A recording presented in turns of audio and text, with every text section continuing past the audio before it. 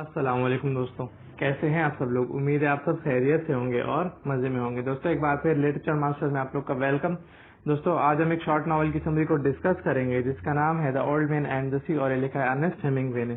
تو چلے دوستوں ویڈیو کو سٹارٹ کرتے ہیں۔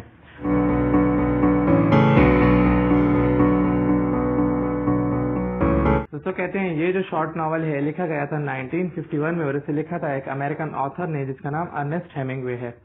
دوستوں یہ ارنسٹ ہیمنگوے کا لاسٹ میجر فکشن مانا جاتا ہے۔ یہ پبلش ہوا تھا 1952 میں، جبکہ اس کی جو ایگزیکٹ ڈیٹ ہے وہ ہے 1 سپتمبر 1952 اور یہ پبلش ہوا تھا کیو بلینکو میں۔ دوستوں اسے 2 ایوارڈ مل چکے ہیں، ایک پولیٹزر پرائز فار فکشن 1953 میں، جبکہ ایک نوبل پرائز مل چکا ہے اسے لٹریچر میں 1954 میں۔ دوستوں چلے تھوڑا کیریکٹرز کی طرف چلتے ہیں کہ کیریکٹرز کون کون سے ہیں۔ دوستوں اس میں ہمارے پاس 2 مین کیریکٹرز ہیں، ایک اولڈ مین ہے اور ایک میلونن ہے۔ دوستوں اولڈ مین جو ہے وہ سینٹیاگو ہے اور وہ کیا کرتا ہے 84 دنوں سے مچھلی پکڑنے کی کوشش کرتا ہے لیکن اس کے ہاتھ کوئی بھی مچھلی نہیں آتی۔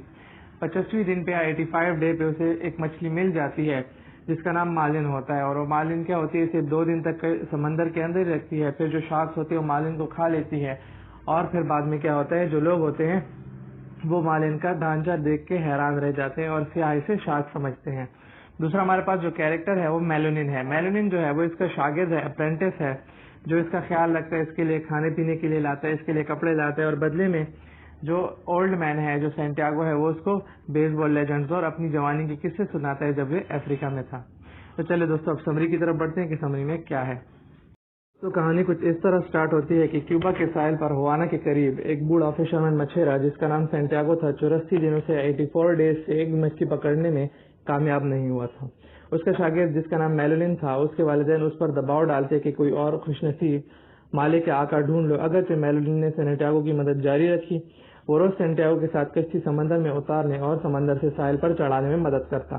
میلونن بوڑھے سینٹیاگو کا خیال رکھتا، اس کے لیے خوراک اور کپڑے لاتا، اور بدلے میں سینٹیاگو اس کو بیس بال لیجنڈ اور اپنی جوانی کے قصے سناتا جب وہ افریقہ میں فشنگ کرتا تھا۔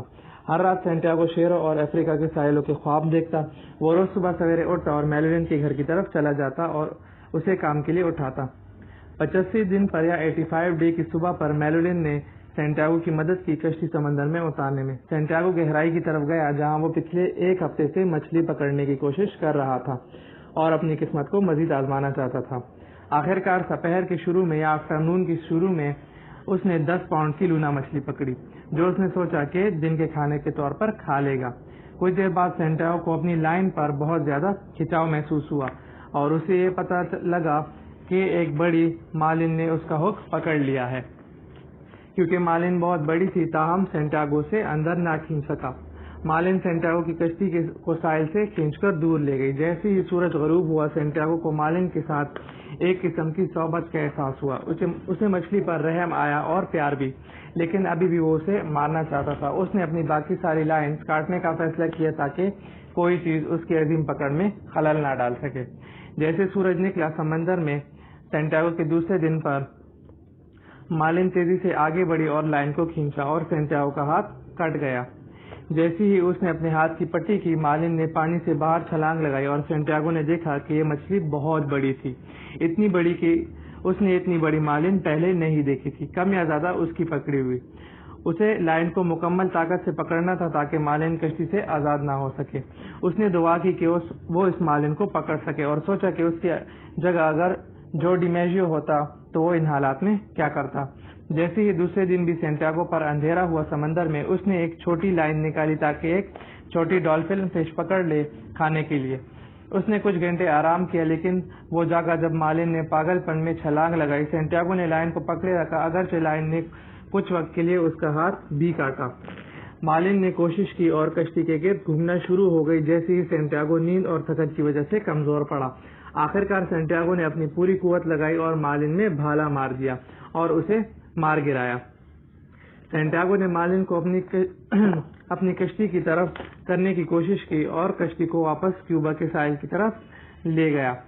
واپس آتے سفر کے دوران تاہم تیسرے دن پر شارک نے کشتی پر حملہ کر دیا اور مالن سے گوشت پھاڑ لیا۔ سینٹیاگو مایوسی سے لڑتا رہا اور شارک کو مارتا یا بھگاتا رہا۔ بالآخر شارک نے مالن سے پورا گوشت پھاڑ لیا۔ جب سینٹیاگو نے بندرگاہ پر کشتی کے انچی سب سو رہے تھے، سینٹیاگو نے جدوجہد کی اور باغبان اپنی جھونپڑی میں لے گیا اور مالن کے ڈھانچے کو بندھا ہوا چھوڑ دیا کشتی کے ساتھ بندرگاہ پر۔ اگلے دن میلونین نے سینٹیاگو کو اپنی جھونپڑی میں سویا ہوا پایا۔ جو میلونین تھا وہ بہت زیادہ خوش ہوا سینٹیاگو کو دیکھ کر، لیکن چلایا جب اس نے سینٹیاگو کا ہاتھ دیکھا جو زخمی تھا۔ وہ سینٹیاگو کے لیے کافی لایا۔ وہ مچھیروں کے ہجوم سے گزرتے ہوئے آیا اور سارے مچھیرے جو تھے وہ بہت حیرت سے دیو کامت مالن کے ڈھانچے کو دیکھ رہے تھے۔ جب سینٹیاگو اٹھا تو میلونین نے اسے بتایا کہ اسے کسی کی کوئی پرواہ نہیں، وہ اس کے ساتھ دوبارہ سے فشنگ کرے گا اور اسے کوئی پرواہ نہیں کہ اس کے پیرنٹس اب کیا کہتے ہیں، اس کے والدین اسے کیا کہیں گے۔ پھر کیا ہوا؟ پھر اسی دوران ایک سیاحوں کا گروہ آیا اور اس نے وہ ڈھانچہ دیکھا اور ڈھانچے کو غلطی سے شارک کا ڈھانچہ سمجھ بیٹھے۔ اب آگے کیا ہوا؟ جو سینٹیاگو ہے وہ کیا کرتا ہے، واپس سے سو جاتا ہے اور پھر سے جو افریقہ کے جنگلات ہیں، بیچ ہیں اس کے، اور اس کے علاوہ جو شہر ہیں ان کے خواب دیکھنے لگتا ہے۔ تو دوستو اگر آپ لوگ کو ویڈیو اچھی لگے تو لائک کریے گا، چینل کو سبسکرائب کریے گا، ساتھ ہی نوٹیفیکیشن بیل آئیکن کو کلک کریے گا تاکہ ان فیوچر میری ویڈیوز کی نوٹیفیکیشن آپ کے نوٹیفیکیشن بعد میں آپ کو مل سکے۔ تو دوستو آج کے لیے بس اتنا ہی، نیکسٹ ویڈیو ملتے ہیں، تب تک کے لیے اللہ حافظ and thanks for watching my video.